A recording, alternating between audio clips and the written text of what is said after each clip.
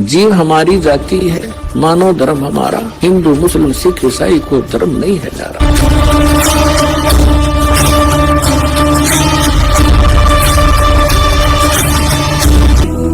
दसी सर्प ने जब जाए पुकारी, इंद्रमती अकुलाए, आपने तुरंत करी सहाय, बिरहुली मंत्र सुनाने वाले। परमात्मा ने लीला की। रानी ने पूछा, महाराज ये कौन सा मंत्र था? परमात्मा ने कहा, बेटा बिरहुली मंत्र है। बिरहुली मंत्र क्या? कि राम नाम जप बिरहुली, गुरु की शरण में रह बिरहुली। वो तो एक बहाना बनाया था कि इस बालक को बढ़ा दूं, लेकिन वो तो समझ सकती है मंत्र की क्या आवश्यकता उसको। अब रानी की खुशी का ठिकाना नहीं रहा और राजा का भी दचगी, गारडू भी फेल, वैद्य भी फेल। इतना जरूर मान लिया संत ठीक है, लेकिन राजा की बुद्धि 7वें आसमान पर होती है। पुण्यकर्मी प्राणी होते हुए भी वो दुर्भागी होता है जो भक्ति नहीं करता, और रानी होते हुए या राजा होते हुए जो भक्ति करते हैं, सत साधना करते हैं, चाहे कैसे भी कर रहा है। परमात्मा कहते हैं, चाहे कोई भक्ति करे कपट की और उसको भी अपनाऊं, और श्याम दाम दंड भेद से ती फिर सिद्ध मार्ग लाऊं। अब देखो, परमात्मा काल को आने भी नहीं देता, इसलिए आने दिया रानी का जच्चा ना हो या बात। संत जो साची कह गया, परमात्मा समझ रहे थे कि या फिर छोड़ दे हो गुरु, दूसरा गुरु आते ही उसके भी चरण छुआ और उसकी भी आरती तारो। और पुण्यात्मा, गुरु को तजे भजे जो आना, अर्ता पशुआ को फोकट ज्ञाना।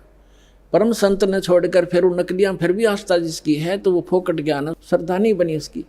जैसे पति भरता पति से राती, आन पुरुष नहीं भावे, और बस है पीहर में सुरत प्रीतम में, ऐसे ध्यान लगा। क्योंकि पहले तो आपके पास कोई पैमाना ही नहीं था मापन का, जांच करने का कोई ऐसा वस्तु नहीं थी, विकल्प नहीं था। अब दास आपको पहले संत को जांचने के पैमाने देता है कि इससे नाप के देख लियो जिसके पास ये ज्ञान है। जैसे धर्मदास जी भी पहले ऐसे दूसरी साधनाएं करता था। जब परमात्मा ने उसको सच्चा ज्ञान सुना, वो फिर भी बुद्धि भ्रष्ट हो गई थी बीच में, तो फिर परमात्मा मिले नहीं थे। तो उसने सोचा साधु संत के रूप में मिले थे, कोई भी संत मिलता धर्मदास उसके पास जाता, और जाते ही कहता, महाराज जी ठीक सो? कहाँ आजा बच्चा, ठीक है। तो उसने पूछा, जी वो क्या प्रश्न करता था कि ब्रह्मा विष्णु महेश के माता पिता कौन है? तो वो कहता था, अरे ये तो अजरो अमर है, सर्वेश्वर है, ये कहाँ से बात उठा लिया? तो तभी उठकर चल पड़ता था कि ना, ये संत नहीं है। तो उसके पास एक पैमाना था उनको जांचने का। और जब उसने परमात्मा मिले दोबारा, फिर वो तो पूरा काम उनका होना ही था। तो पहले तो आपके पास कोई ऐसा था नहीं मेजरमेंट टेप जिससे आप उसको नाप सकते थे, तोल सकते थे, जांच सकते थे। और जब पूर्ण संत मिल जाए फिर भी वो नहीं वास्ता है, वो तो जीवन नाशक है आपके। हाँ, उनको समझाने की चेष्टा करो। गुरु जी, पहले जो गुरु जी थे कि भक्त, महाराज जी आदर से बोलो, आप गलत दिशा पर जा रहे हो, इन प्रश्नों का उत्तर तो आप दो, और नहीं ताजा मेरे साथ अपना नाम लो, कल्याण कराओ। इतना यारी है उनके साथ, उससे आगे दोस्ती मत रखना। परमात्मा इस काल को नहीं आने देते किसी रूप में, उस घर में झांक भी नहीं सकता काल। तो दाता ने इसलिए छोड़ा था कि अपना कर लेगा काम। इस बेटी का भी यकीन हो जाएगा, नया जीवन फिर नाश कर देगी, बीच में डूब देगी सारी कहानी ने। तो उसके बाद ऐसा दृढ़ विश्वास हुआ उस लड़की के, और परमात्मा बिना कुछ भी दिखाई नहीं दे। ना वो राजा मना करे फिर, इसका तो जीवन दान मिल गया मेरी रानी का इस संत से। परमात्मा आते जाते रहे घर पे, ज्ञान सुनाते, भोजन करके उसको उद्धार करते, उसका धर्म बनवाते। तो एक दिन रानी ने कहा कि महाराज मेरे पति को भी समझा दो। अच्छा बेटा, बुला ले उसको। राजा बुला लिया। परमात्मा लागे समझाने के, भाई परमात्मा की भक्ति करनी चाहिए, और ये राजपाट सदा नहीं रहता, एक दिन मृत्यु भी होएगी, परमात्मा की भक्ति करते रहना। तो राजा क्या कहता है, महाराज जी देखो, मैंने तो पार्टी अटेंड करनी पड़ती है, क्यों घुटी छुट्टी लानी पड़ती है, और मेरे पास समय नहीं है, लेकिन मैं आपकी चेली न मना नहीं करता कि इतना या दान करो, और कितना सत्संग करवा लो, मेरे बस की बात नहीं है भक्ति भक्ति करना। परमात्मा ने समझा, देखो राज भी करो भक्ति भी करो। भक्ति में क्या लगता है, आप पार्टियों में जाते हो, शराब मत पियो। वैसे तो साधु संत हो जाएंगे, पार्टी सुहावें को नहीं आपने, फिर भी किसी कारणवश जाना पड़ जाता है तो वहाँ काजू खाओ, किशमिश खा लो, भाई बादाम खा लो और सेब संतरे खा लो। ये शराब डंगा क्यों पियो? तो बहुत समझा, अग्नि महाराज जी मेरे बस की बात नहीं, फिर देखूंगा। कुछ दिन के बाद परमात्मा ने फिर प्रार्थना करी, बार बार रह कर समझाया, मान्या नहीं। लास्ट में ये कह दिया कि महाराज जी देख मुझे ना कहा करो आप, और आपकी चेली ने मैं मना नहीं करता, तो सारे खजाने लुटा दे और मैं कति बाधक नहीं बनता इसके बीच, मेरे बस की बात नहीं। तो परमात्मा कहते, कबीर पिछले पाप से हरि चर्चा ना सुहावे, और कह ऊँगा कह उठ चले ना और बात चलावे। तुलसी पिछले पाप ते हरि चर्चा ना भावे, जैसे जबर के बेग ते भाई भूख पैदा हो जा। तो जिसके पाप गणे बढ़ जाते हैं उन्हें राम नाम की मनुखा दाख भी कड़वी लगती है। जैसे जबरग्रस्त रोगी को मनुखा दाख, सेब संतरे, रोटी भी कड़वी लगती है, वो मीठी वस्तु भी उसको कड़वी महसूस होती है। बुखार ने उसके शरीर की व्यवस्था इतनी बिगाड़ दी। इसी प्रकार पाप कर्मों से ग्रस्त प्राणी इस परमात्मा की मनुखा दाख सेब को खा नहीं सकता। उसके लिए तरीका है, जैसे कुनीन होती है मलेरिया का नाश करने के लिए, और कुनीन भी कड़वी, बुखार को सेट करने के लिए जिससे कड़वी वस्तु लग, उसके लिए कड़वा ही खाना पड़ेगा, न चाहते हुए फांकी मारनी पड़ेगी, और उस कड़वी दवाई खाने से रोग नाश हो जाएगा, फिर वो मीठी लगने लग जाएंगी। इसी प्रकार ये सत साधना भगवान की कथा ना चाहते हुए सुनते रहना चाहिए, फिर वो रोग नाश हो जाएगा। कुछ पाप ऐसे होते हैं जो परमात्मा के सच्ची ज्ञान के सच्चे वचन से, परम संत के वचन से, मुख से बोले हुए वचन से वो शीघ्र नाश हो जाते हैं, और फिर वो भूख जागृत हो जाती है भगवान की कथा की। ऐसे बहुत से व्यक्ति हैं, शुरू में वो सुनते भी नहीं थे, अब आज 500 किलोमीटर से चलकर और 10वें दिन यहाँ आ जाते हैं। अब उनका पाप कर्म का बुखार उतर गया। अब परमात्मा ने कहा था कि बेटी आज तू 40 वर्ष की थी जब तेरी डेथ होनी थी। उसने कहा जी हाँ बिल्कुल ठीक 40 वर्ष की थी जिस दिन मेरे को सांप लड़ा, सर्प सांप। और अब मैं चाहूँगा जब मरेगी तू, काल नहीं मार सकता तुझे। अब वो रानी होगी 80-82 वर्ष की। वो 1-2 बार उसने खुद भी कहा महाराज अब मुझे तो भेज दो सतलोक, सारा काम हो लिया। परमात्मा बोले बेटी देख ले, कोई पोता पोती में आस्था तो नहीं है, त्रिकार कोठी में, घोड़े कोठी में दैया आस्था रहेगी ना ऊपर, यहाँ तो तू फॉर्मलिटी करेगी, और ऊपर जाकर तो कति तेरी बार दिखाई देगी शीशे की तरह, फिर वो वापस पटकनी पड़ेगी। मैंने अगना जी आप तो अंतर्यामी हो, मेरे कोई मन में नहीं है, मैं तो कति फारिग हो रही हूँ, अपने ज्ञान ऐसा दे दिया, मृत्यु तो होनी ही है, चलते हाथ पाँव हो जाओ और अच्छा है। तो जब वो 80-82 वर्ष की होगी तो परमात्मा ने कहा कि ले चल इंद्रमती सतलोक चलते। अब चलो जी, अब परमात्मा अकेले आए थे और किसी को नहीं दिखाई दे रहे थे, और इंदुमती को दिख रहे थे, वो चलेगी। औरों के देखने लगे रानी मर गई, क्या हो गया, पेरानी हार्ट फेल हो गया, कुछ भी कहते रहो, वह गई अपन उसको पता भी नहीं तो मरी है।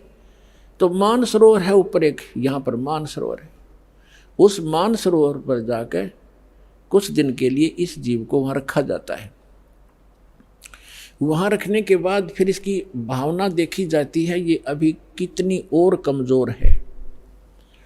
तो वहाँ जब मान सरोवर पर जा लिए उसमें स्नान कराया जाता है, कुछ आवरण जो गंध है हमारे आत्मा के मैल वहाँ परमात्मा के मंत्रित जल से भी ठीक होते हैं।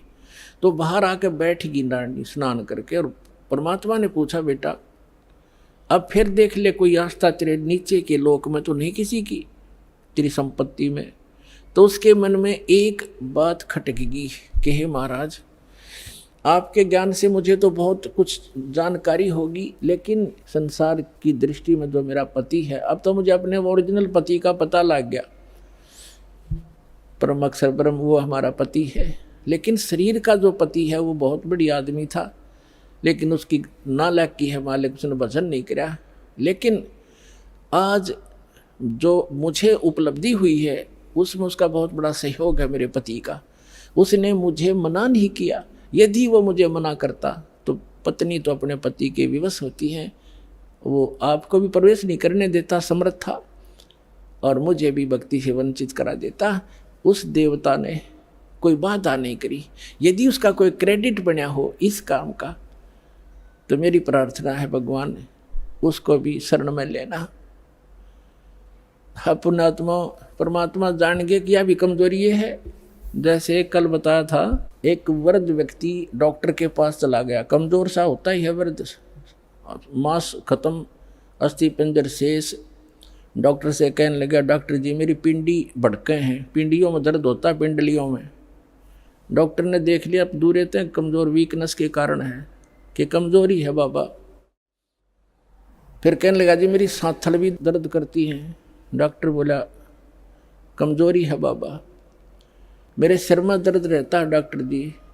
डॉक्टर बोला जी कमजोरी है। फिर बोला मैं खड़ा होता हूँ चक्कर सा आता है। डॉक्टर बोला कमजोरी है। वो वृद्ध गुस्सा हो गया, ने बोला तू डॉक्टर है गम चक्कर, एक के बाद जाना है कमजोरी कमजोरी, कुछ और भी बतावेगा।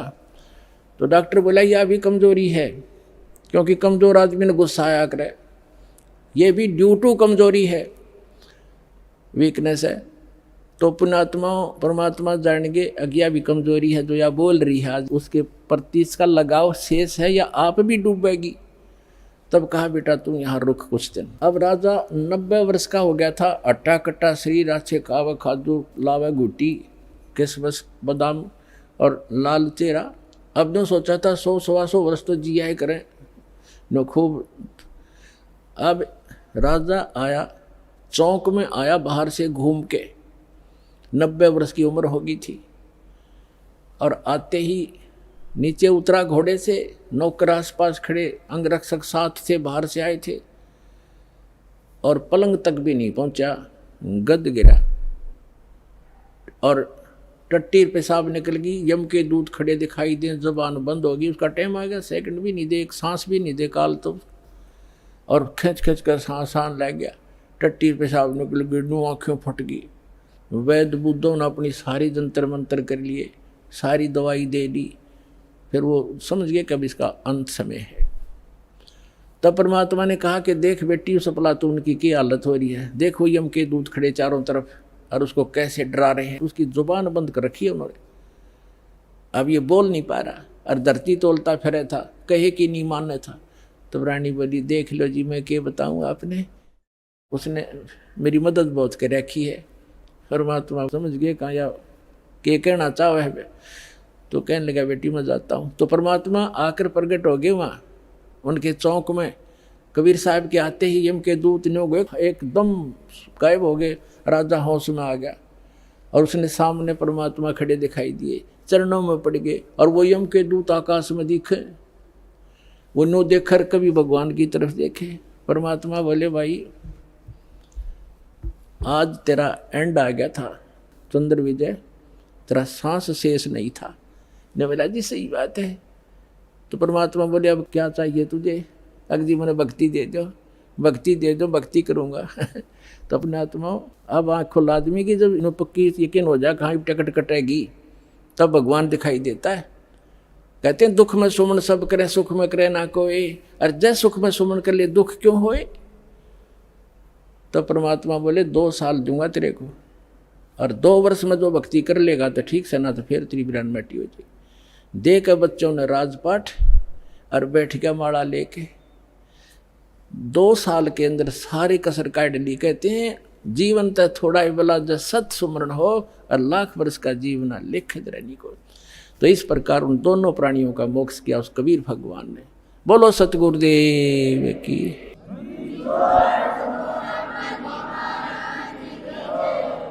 तो कबीर साहब कहते हैं भक्ति बीज होवे जो हंसा, और तारों तास के 71 वंशा। आपकी 101 पीढ़ी पार करेगा भगवान, ये सत्कर मान लियो, लगे रहना आखिरी सांस तक। बोलो सतगुरुदेव।